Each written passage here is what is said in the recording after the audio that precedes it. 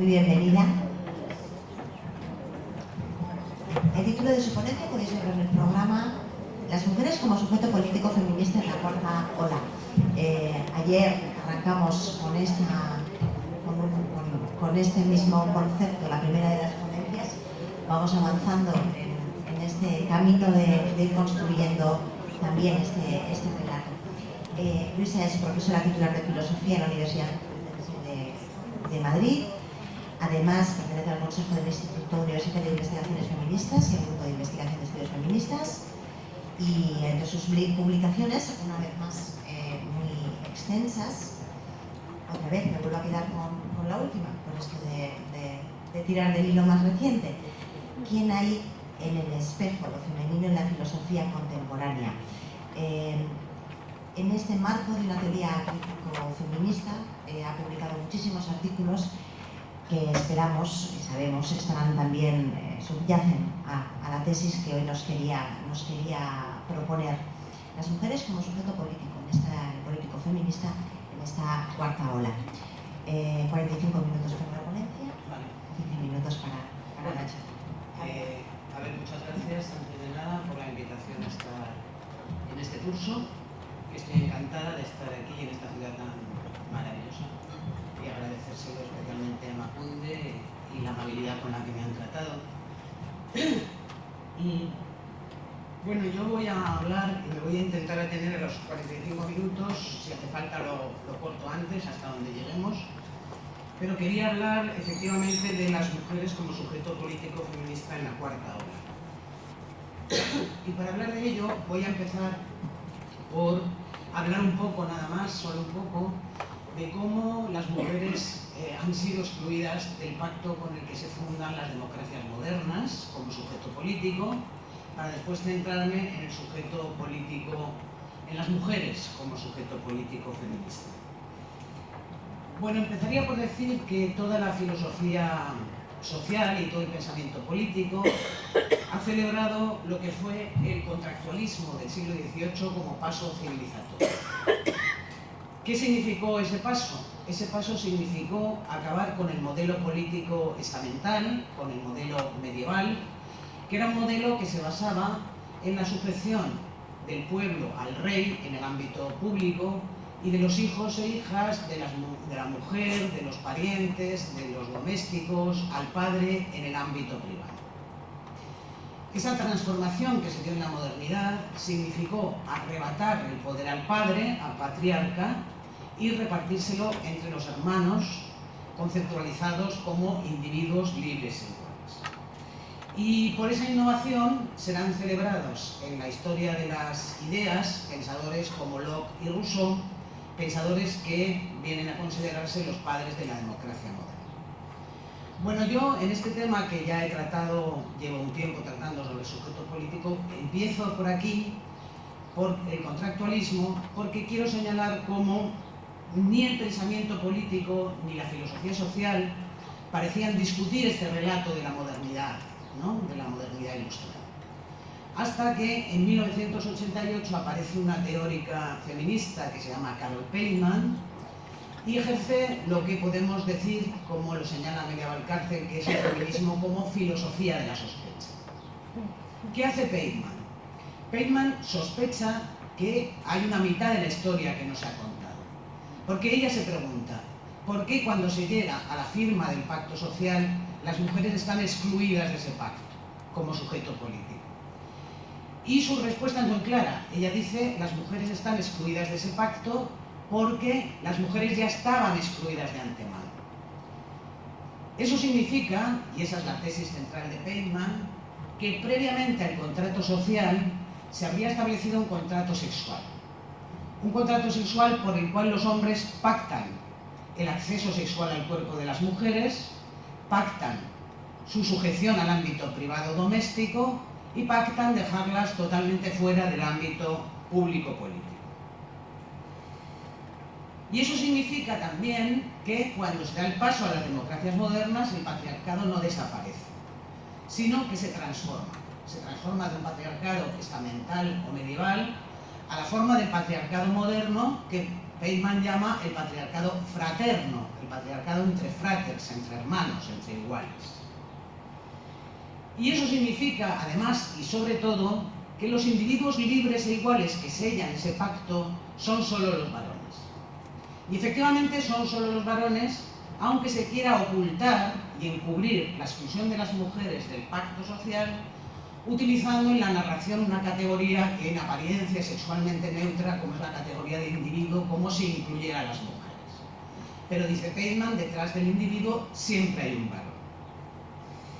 De modo que podemos decir que ya con el pensamiento moderno, a partir de la Ilustración del 18, las mujeres quedan fuera del contrato social como sujeto político y quedan sometidas o sujetas al contrato sexual. Feynman lo dice de la siguiente manera, dice: el contrato originario es un pacto sexual social, pero la historia del contrato sexual ha sido reprimida. La desaparecida mitad de la historia señala cómo se establece una forma específicamente moderna de patriarcado. La nueva sociedad civil creada a través de un contrato originario es un orden social patriarcal. Bueno, y si es un orden social patriarcal, entonces lo que está claro es que la consigna ilustrada de igualdad se ve impugnada en sus pretensiones de universalidad. Porque, como ya lo vieron las feministas ilustradas, no contempla a las mujeres como iguales. Así que Feynman se pregunta, ¿cómo incluir a las mujeres en esa consigna de igualdad, que es la consigna con la que nace el feminismo? Bueno, para hacerlo, el feminismo ha tenido que impugnar la democracia como democracia excluyente y ha tenido que radicalizar la exigencia de que las mujeres fueran consideradas sujetos políticos. Y en ese sentido podemos decir que el feminismo se ha convertido en su dilatada historia de más de 3 siglos en un proyecto de emancipación de todas las mujeres, digamos, en principio, grosso modo, más allá de sus diferencias entre ellas. La pregunta será, ¿quién es el sujeto político de ese proyecto de emancipación? O, reformulando la pregunta de una manera que nos interesa más, ¿puede articularse un sujeto colectivo mujeres fuerte y empoderado a pesar de sus diferencias entre ellas? Esta será la pregunta, ¿no? Porque hay una activista y teórica feminista italiana que nos dice que hoy las mujeres, muchas mujeres han comenzado a pensar en sí mismas como sujeto político de liberación porque han reconocido que su principal característica común es la opresión. Pero para reconocernos como sujetos políticos de liberación, como lo dice Cirilo, las mujeres no hemos tenido que empoderarnos. Del empoderamiento no voy a decir gran cosa, ya ha hablado Yone bastante de él, simplemente señalar que se vincula con una red feminista en los años 80 en la India, por primera vez su utilización, que después en la tercera conferencia mundial de Nairobi en 1985 se habla del empoderamiento como estrategia de las mujeres del sur para remover las desigualdades de género, y que por fin en la cuarta conferencia internacional de mujer en Beijing en 1995 se adopta el empoderamiento como una de las estrategias para conseguir la igualdad de género.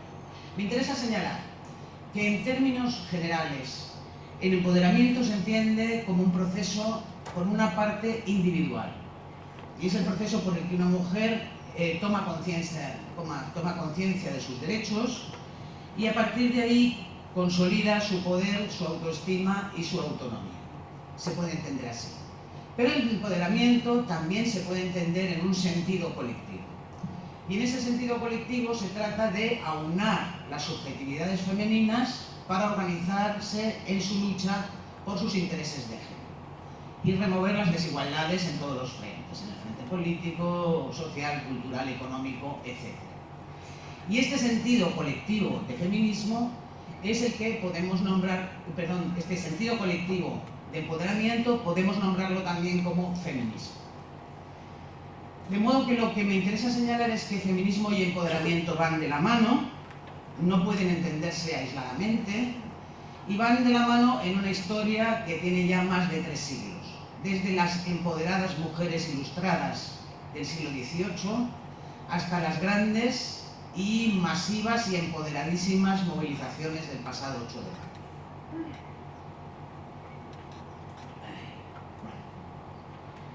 Pero el empoderamiento lo es de un sujeto. En este caso me voy a referir al sujeto mujeres y voy a hablar del sujeto mujeres como sujeto político del feminismo en esta cuarta ola. Bueno, hay que empezar por decir que si hablamos de una cuarta ola estamos hablando de algo que es reactivo, porque toda ola es una reacción, es un impulso hacia adelante, es un avance frente a un repliegue, ¿no? De manera que si hablamos de la cuarta ola feminista, estamos hablando precisamente de ese impulso, de ese avance, de esa reacción frente a lo que sería la contrarreacción patriarcal. Si hablamos de cuarta ola, además, lo que está claro es que nos estamos refiriendo a que hay tres olas anteriores, ¿no? Yo no me voy a detener en estas tres olas, pero sí quiero situarlas un poco, siguiendo la periodización que hemos aprendido de filósofas como Amelia Valcárcel o Celia Moros.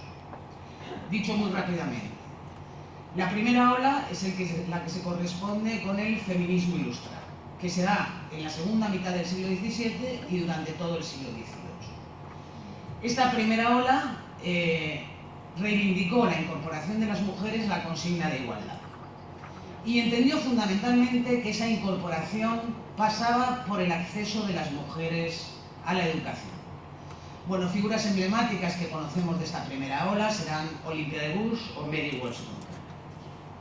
La segunda ola, muy rápidamente, se inicia en 1848 y se extiende hasta 1948. Es el episodio sufragista, es decir, el episodio por la conquista del voto femenino en una agenda más amplia de reivindicación de derechos políticos, educativos y civiles.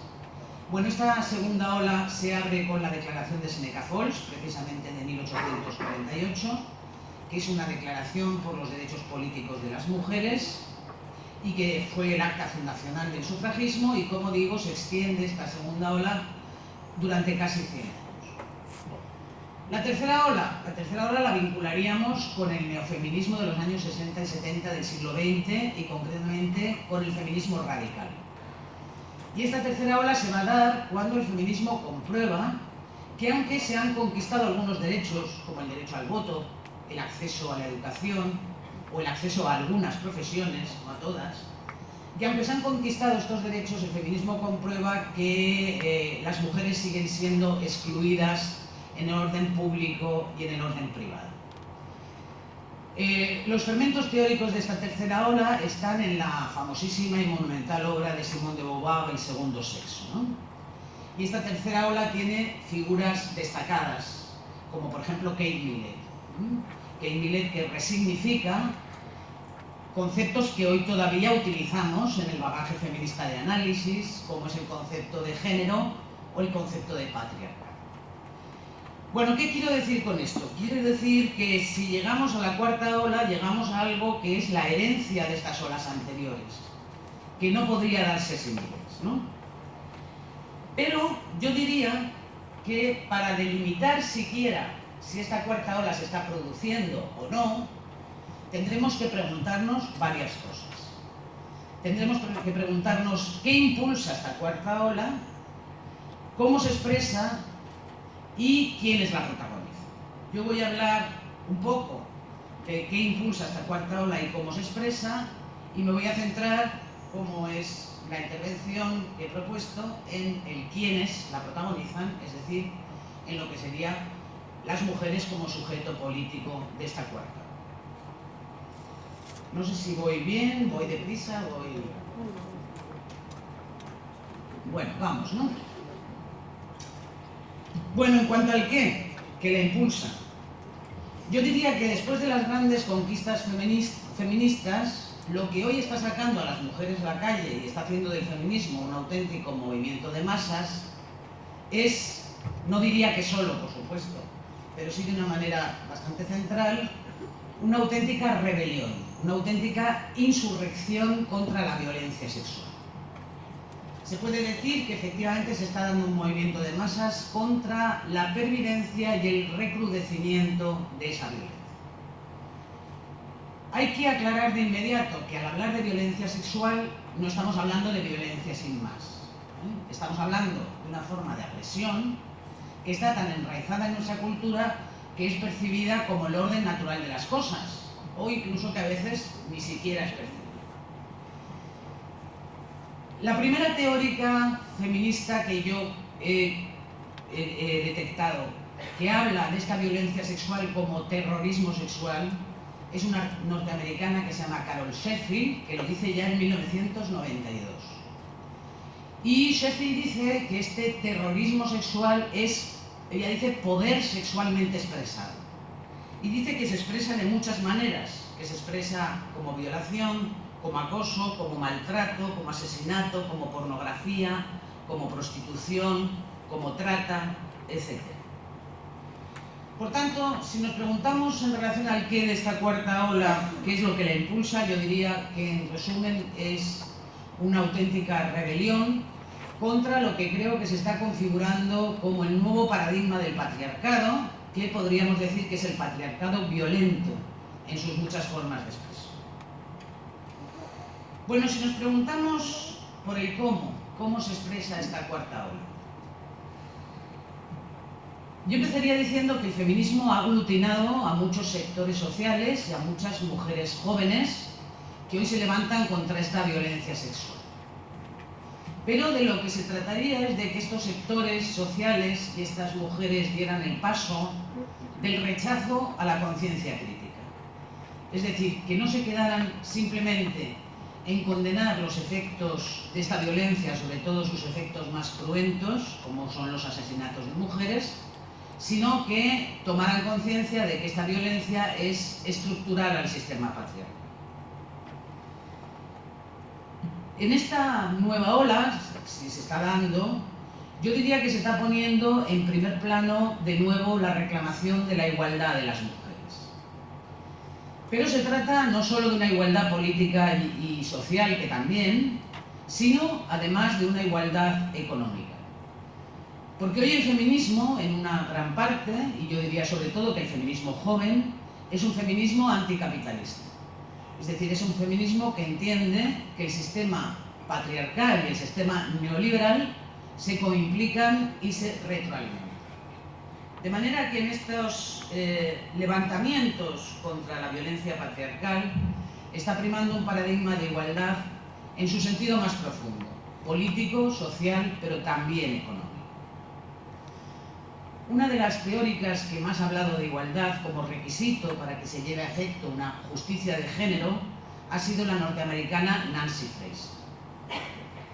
Nancy Fraser habla de que tiene que haber dos paradigmas para que se lleve a efecto esta justicia de género. Ella habla del paradigma de la redistribución y el paradigma del reconocimiento. Es decir, por un lado, lo que sería la reclamación de igualdad y por otro lado, el reconocimiento de las diferencias. Y ella remarca que estos paradigmas son indisociables. Dice, en vez de asumir uno de estos dos paradigmas excluyendo el otro, propongo que desarrollemos lo que yo llamo concepción bidimensional de la justicia. Una concepción bidimensional considera la distribución y el reconocimiento como perspectivas diferentes de la justicia y dimensiones de la misma. Sin reducir una dimensión a la otra, incluye ambas en un marco superior de referencia. Lo que Fraser dice es que la justicia, y en concreto para nuestro caso la justicia de género, tiene que atender a estos dos caras o a estos dos paradigmas. Uno es el paradigma de la redistribución, es decir, es el que responde a la reclamación de igualdad y del reparto de recursos y de las riquezas entre los sexos. Y en este sentido, dice Fraser, el feminismo tiene que ser un proyecto de transformación político-económica de la sociedad. Una transformación para acabar con la desigualdad de poder y de recursos entre hombres y mujeres que tiene su origen en la división sexual del trabajo. Pero, dice Fraser, después el feminismo miró a otro paradigma, a lo que llama el paradigma del reconocimiento, y este paradigma se traduce en evaluar en positivo, en reevaluar todo lo considerado femenino. Ese paradigma se habría abierto, según Fraser, fundamentalmente con el pensamiento de la diferencia sexual, cuando se reclama el ser mujer como esencialmente diferente del ser hombre, eso en los años 70-80, y después en los años 80 ese paradigma del reconocimiento se habría aplicado al reconocimiento de las diferencias entre mujeres. Bueno, es decir, lo que Fraser nos está diciendo es que el paradigma de la redistribución es el que propone una transformación económico-política de la sociedad.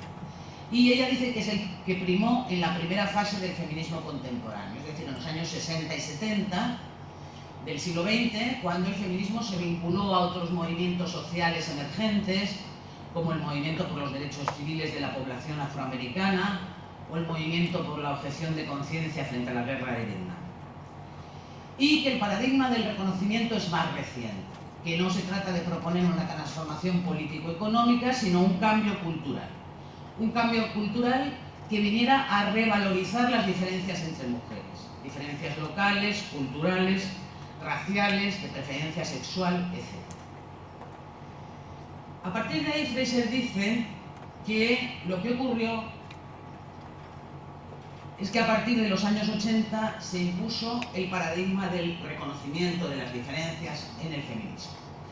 Esto es lo que Rosa Cobo ha dicho en alguna ocasión, que el feminismo se miró hacia adentro. Efectivamente, el feminismo se miró hacia adentro y reconoció la diversidad entre mujeres por razón de raza, de clase, de preferencia sexual, etc. Esto ocurrió sobre todo cuando el feminismo chicano, lesbiano y negro impugnó al feminismo hegemónico, porque no representaba sus diferencias y porque era un feminismo que se centraba en la mujer heterosexual, blanca y de clase media. Y a partir de ahí, Fraser dice que el feminismo quedó, ella dice, atrapado en la órbita de la política de la identidad. Y ella dice que quedó atrapado porque el paradigma del reconocimiento de las diferencias eclipsó, a su juicio, las urgencias de la igualdad. Es decir, eclipsó el paradigma de la redistribución. Bueno, ¿por qué cuento todo esto? Porque a partir de ese predominio del reconocimiento de las diferencias entre mujeres en el feminismo contemporáneo, se plantea un problema claro, y es cómo reconocer las identidades que se presentan como diversas. Es decir, cómo evaluar las diferentes diferencias. La propia Fraser nos dice que no todas las diferencias deben ser reconocidas. Es decir, que no todo vale, dice ella. Y que hay que rechazar aquellas diferencias que fomentan la subordinación o que implican desigualdad.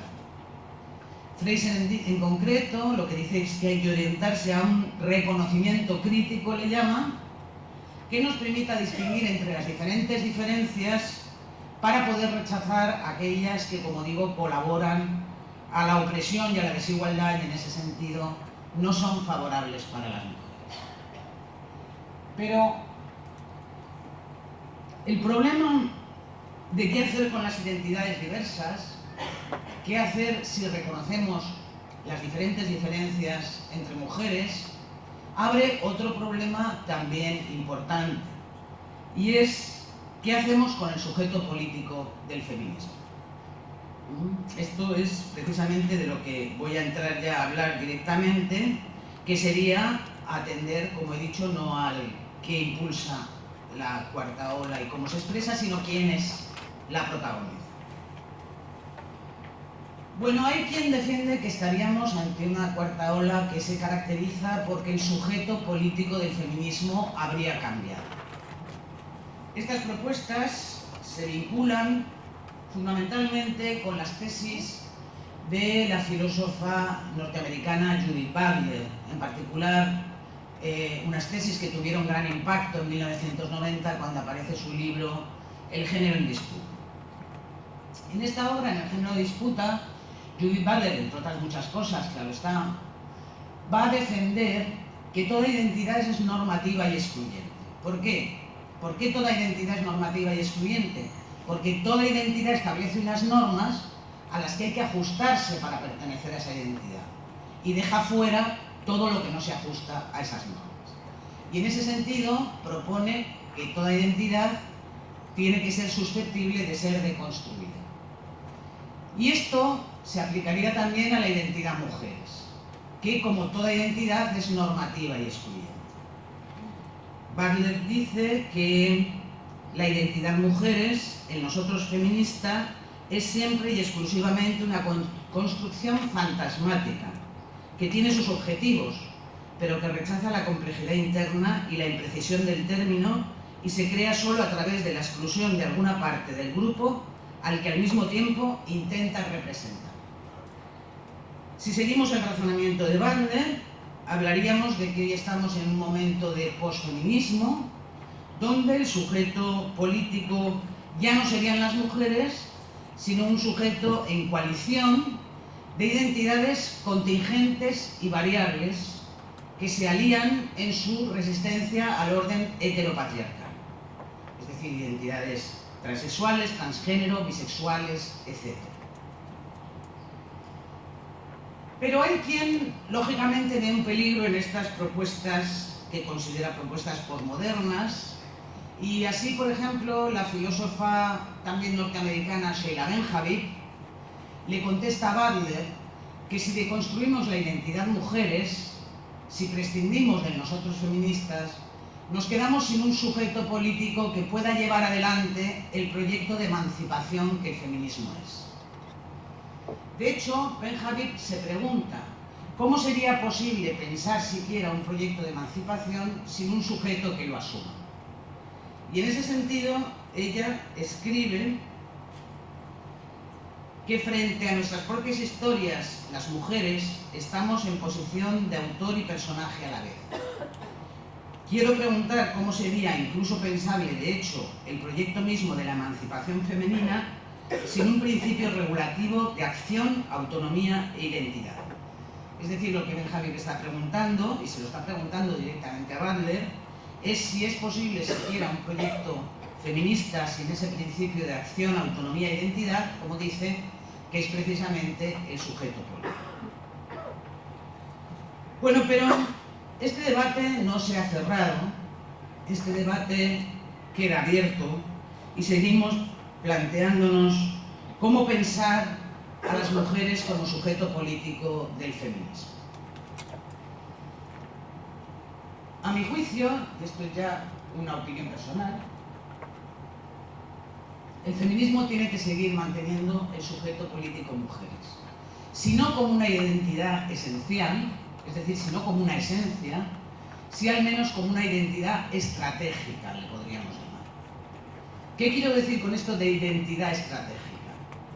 Quiero decir algo parecido a lo que apuntaba la filósofa Rosa María Rodríguez Magda en 1999, cuando ella, estudiando a Foucault, decía que ser mujeres tendría que consistir en ser varias y diversas cuando se nos quiere adscribir a una misma identidad de género, es decir, cuando se nos quiere estereotipar y hacer idénticas, pero saber ser una y la misma cuando se nos quiere anular. Rosa María Rodríguez Magda lo dice así, dice: las mujeres desde su lugar, su cuerpo, su carne, su perspectiva, sus relaciones, pueden y deben asumir una materialidad específica, pero también una identidad simulada y múltiple, conjugar la fragmentación con la pluralidad, ser varias cuando se nos quiera adscribir a una identidad preestablecida y ajena, una y definida cuando se nos quiera anular. Y concluye que las mujeres, dice Rosa María Rodríguez Magda, las mujeres somos algo menos que una esencia, pero algo más que un nombre. Bueno, esta identidad estratégica mujeres a la que me refiero permitiría hablar de un sujeto político feminista junto con todas las resistencias al orden heteropatriarcal, con las resistencias transexuales, bisexuales, transgénero, etc.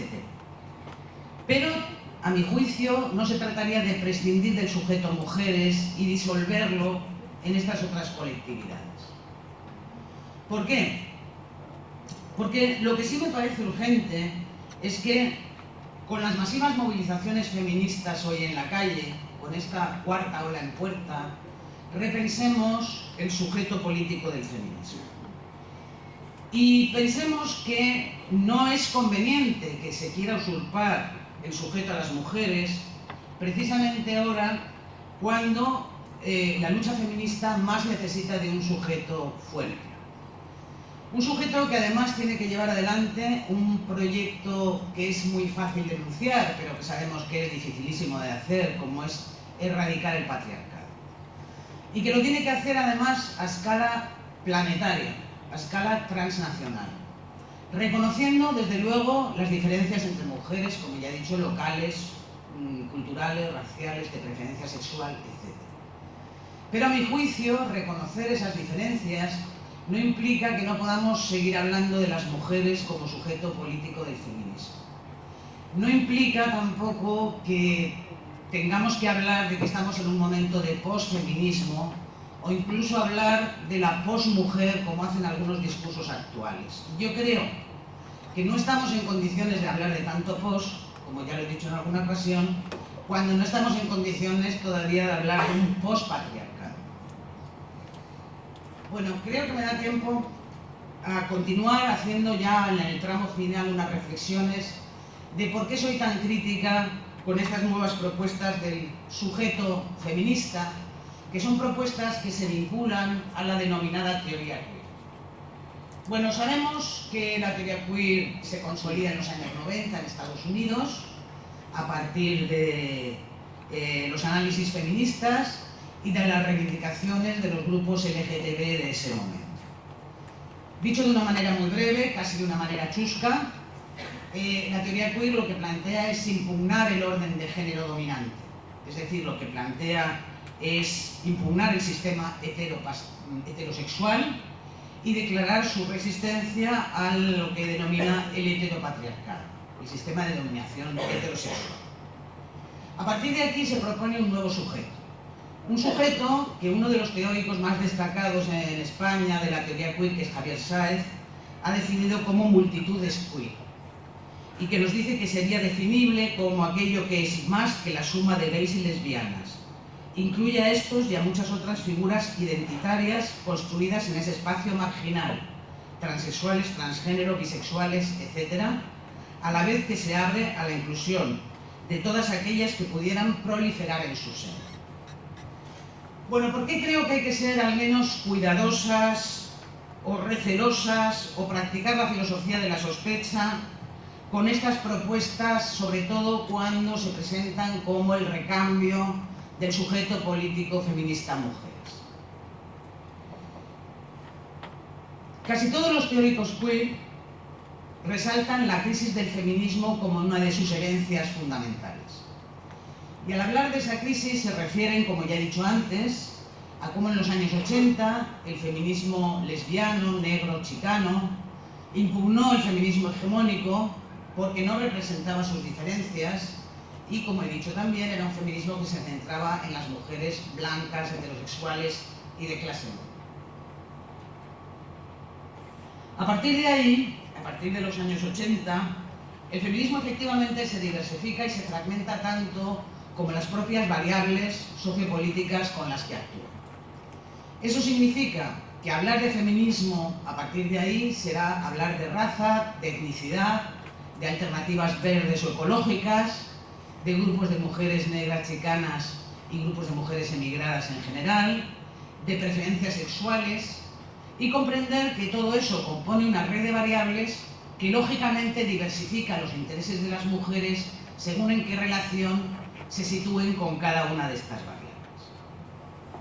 Pero creo que no hay que confundir un espectro diversificado como este con algo que viniera a significar el declinar, el ocaso, el fin del pensamiento y del movimiento feminista.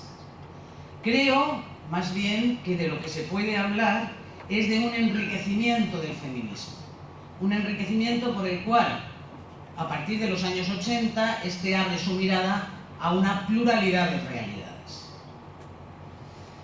En cuanto a la tesis de que las categorías de género, masculino, femenino, hombre, mujer, son un constructo histórico-social, esta tesis nos inicia, como a menudo se nos quiere hacer creer, recientemente. Esta tesis está firmemente arraigada en el feminismo contemporáneo, que además ya analiza cómo estas categorías de género sirven para estructurar las relaciones de desigualdad entre los sexos. Incluso, tal y como yo lo leo, entiendo que la idea de que el sexo ya está culturalmente connotado es algo que tiene ecos en el famoso lema de Simone de Beauvoir, cuando nos decía que la mujer no nace, sino que se hace. De modo que yo creo que la concepción de la sexualidad, y concretamente de la sexualidad femenina como un constructo de poder e histórico-social, está ya de lejos en el feminismo contemporáneo. Y con ello no vamos ahora a descubrir el Mediterráneo. Además, creo que a partir de ahí, reclamar como objetivo reivindicativo el reconocimiento de las sexualidades denominadas no normativas, como he dicho, transgénero, transexuales, bisexuales, etc., no es igual a anunciar un proyecto feminista completo. Porque, como lo hemos visto con Nancy Fraser, el feminismo no es solo un reconocimiento de las diferencias, en este caso sexuales, sino que también es, y lo es fundamentalmente, un proyecto de redistribución de los recursos y de las riquezas. Y solo desde ahí sería posible hablar de un proyecto feminista completo.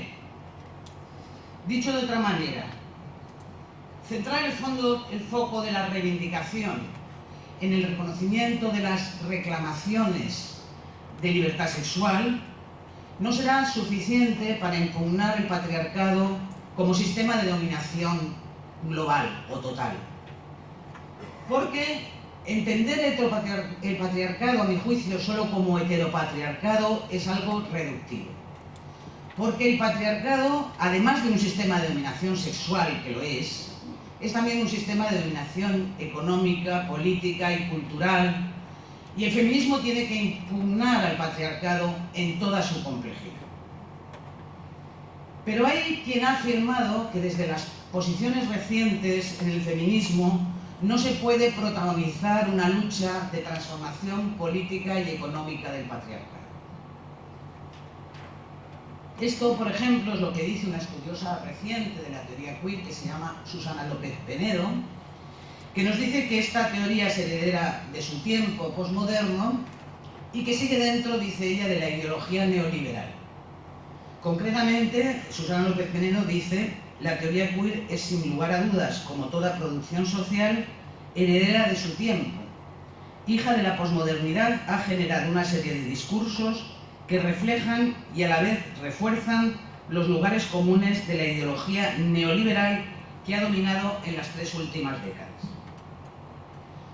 Bueno, esto es tanto como decir que efectivamente esta teoría refuerza el neoliberalismo porque se queda en la reclamación de poder elegir libremente en el campo de la sexualidad, como si además esto fuera una elección que puede ser libre e individualmente elegida. Y con eso, según Penedo, sigue dentro de la idea de libertad que el neoliberalismo nos quiere vender. Yo ya voy acabando, porque solo me queda hacer una última consideración, que recojo de todo lo dicho, y que nos lleva de nuevo a la idea de las mujeres como sujeto político del feminismo, que es el meollo de esta intervención. Bueno, yo creo que no podemos permitir que se siegue la hierba bajo nuestros pies y que se quiera prescindir del sujeto mujeres como sujeto del feminismo, justo ahora cuando el feminismo está volviendo a ser un movimiento emergente. Las mujeres tienen que ir de la mano de las reclamaciones de las sexualidades denominadas no normativas, que también están embarcadas en su lucha contra el orden heteropatriarcal, contra el orden heteronormativo. Pero además creo que en un mundo, en un proceso galopante de globalización neoliberal, las condiciones materiales de vida de muchas mujeres en nuestro mundo exigen todavía pensar el feminismo como un proyecto de emancipación social, político, cultural, económico e incluso personal. Y para ese proyecto se necesita, creo hoy, un sujeto fuerte, un sujeto mujeres, que a pesar de sus diferencias, que nadie va a negar, indudablemente que las tienen, tengan objetivos políticos comunes. Y las mujeres tenemos objetivos políticos comunes, porque las mujeres padecemos dominaciones comunes en tanto que mujeres. Bueno, en definitiva, y por decirlo muy brevemente, yo repetiría algo que creo que tengo claro, y es que defender que se deconstruya hoy el sujeto mujeres y prescindamos de él como sujeto político del feminismo, yo creo que solo puede venirle bien a los intereses del patriarcado. Muchas gracias.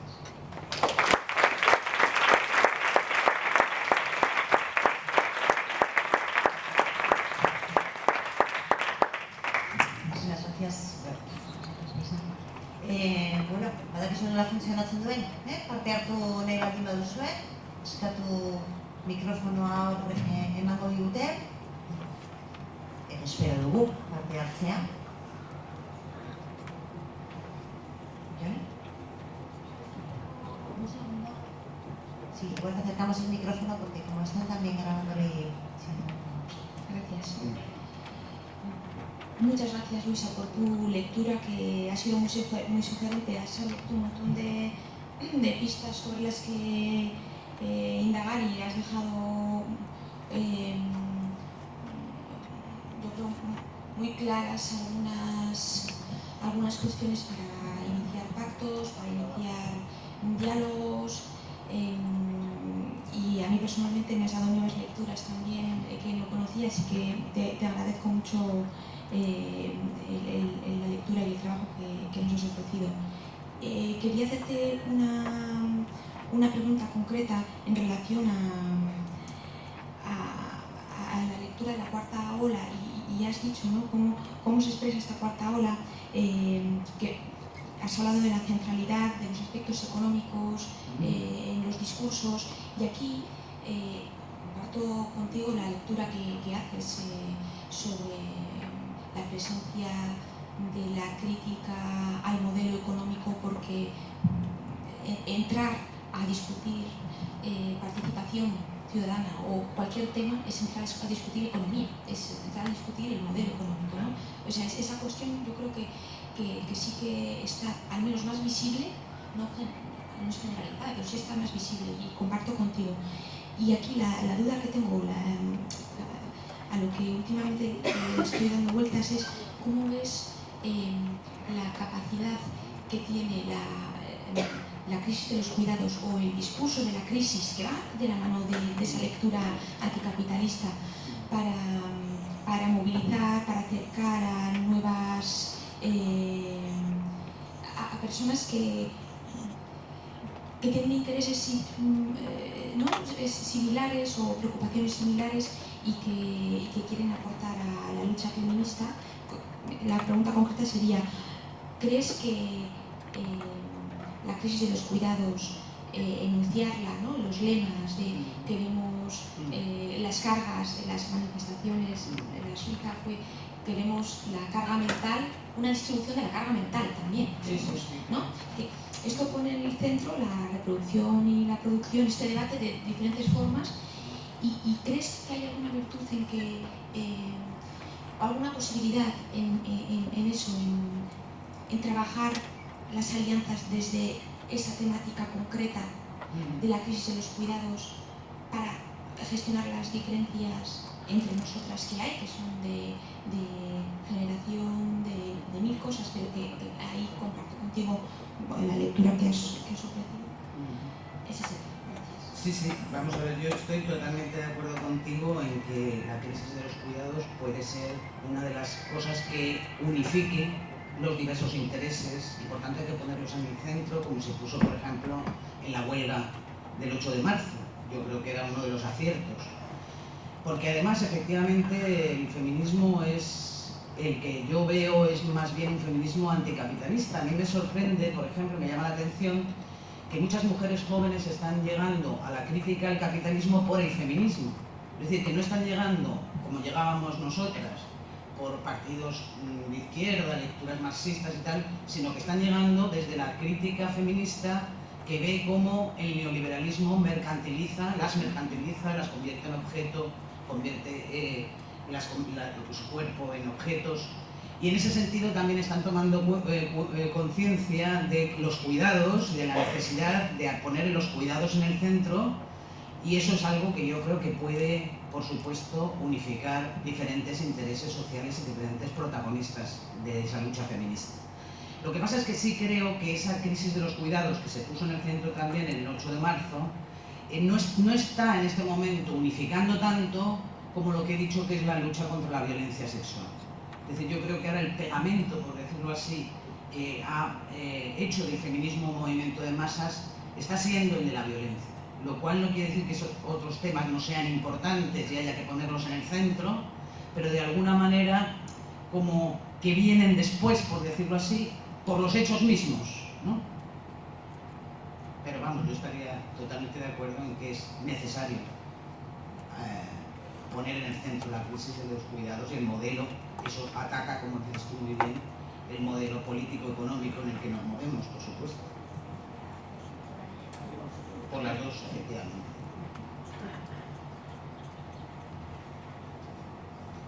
Ahora escucho el director de la presidencia, nos viene también por allí.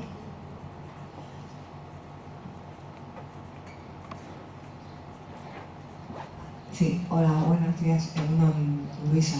Sí. Primero, un orgullo, nos sentimos súper, aquí nosotras dos encantadas de haberte escuchado, ha sido un placer. Gracias. Tengo aquí a una adolescente que está alucinando, totalmente contigo, ya te ha leído y te escucha y le encanta. Muy bien, muchas gracias. Y segundo, decirte que cuando estábamos hablando de lo político, que yo siempre le estoy dando como muchas vueltas, ¿no? Que es cierto que ahora estamos en todo lo sexual, evidentemente es lo que está moviendo a las mujeres, porque sí que lo ven como algo común o como que lo sienten y eso es lo que nos está...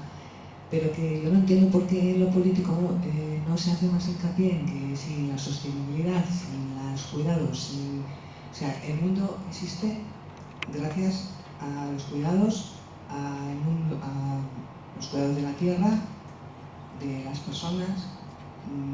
Si no estaría todo eso, no estaríamos. Y en cambio se da mucha más importancia en tener unas buenas centrales nucleares, vender armas, cargarse el mundo, ¿no? Y que no entiendo por qué, que ya sé que tiene que ver con lo económico, con lo que estábamos hablando, ¿no? Pero que no entiendo por qué no se está dando como más poder a eso, ¿no? Haciendo, ¿cómo lo explico? Mejor discurso, más fuerte, más potente, no sé. Y que porque luego encima, aparte de ser cuidadoras, es lo menos valorado que hay en el mercado. Incluso discriminado, ¿no? Al igual que el ecologismo, claro.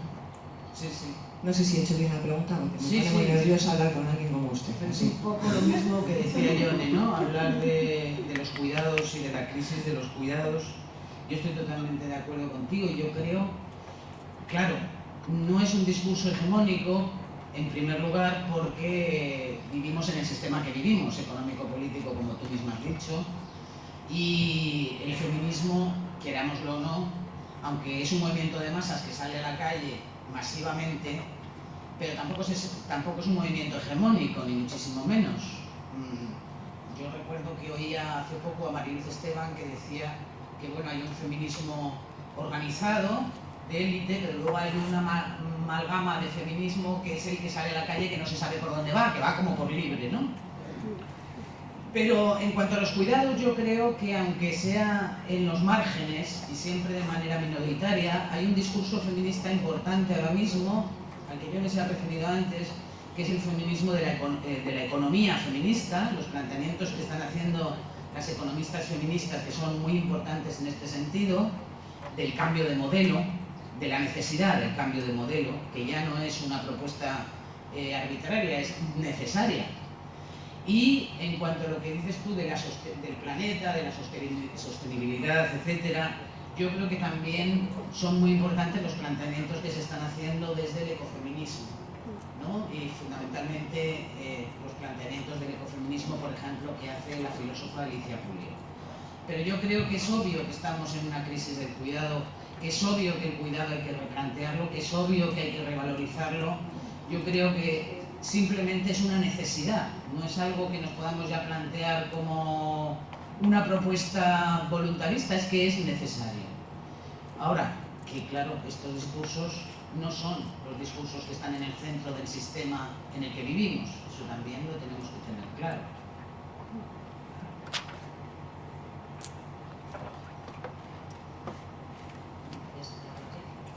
Si alguien quiere intervenir, pues la pregunta sería ya... Hay una pregunta ahí.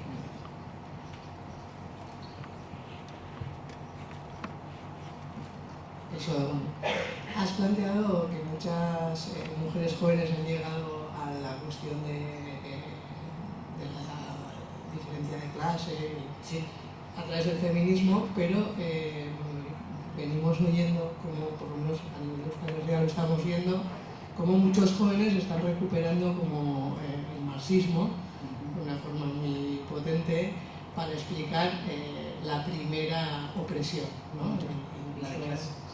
La de clase como la primera.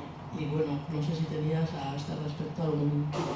Yo lo que he observado, lo he observado fundamentalmente en alumnas, gente joven, que se inicia en el feminismo y a través del feminismo llega al anticapitalismo. Y esa es la vía que muchas veces les lleva al marxismo, también, a recuperar el discurso marxista. No diría yo que sea mayoritario tampoco, pero es la percepción que yo tengo del entorno académico en el que me muevo con alumnas y alumnos jóvenes, ¿no? Que llegan ahí, pero llegan por otra vía. Yo tengo la percepción, efectivamente, de que muchas mujeres jóvenes rechazan el sistema capitalista y el sistema neoliberal porque se dan cuenta de que es un sistema que las mercantiliza. Y a partir de ahí llegan, o sea, es al revés justo de lo que pasaba, por ejemplo, con Firestone, que es la feminista radical de los años 70, ¿no? Que Firestone llega a la lucha de sexos a partir de la lucha de clases. Es decir, ella parte del marxismo y lo aplica a la lucha de los sexos. Yo diría, y dice que la contradicción principal no es la lucha de clases, sino la lucha de sexos. Yo diría que ahora se está dando el proceso, pero al revés que Firestone. Es decir, se está llegando a la idea otra vez de la clase a partir de esa crítica radical del modelo capitalista en el que vivimos, en el que algunas, no digo todas, pero muchas mujeres y muchos jóvenes están llegando desde la crítica feminista. Pero es una percepción, tampoco la tengo ni cuantificada ni estudiada.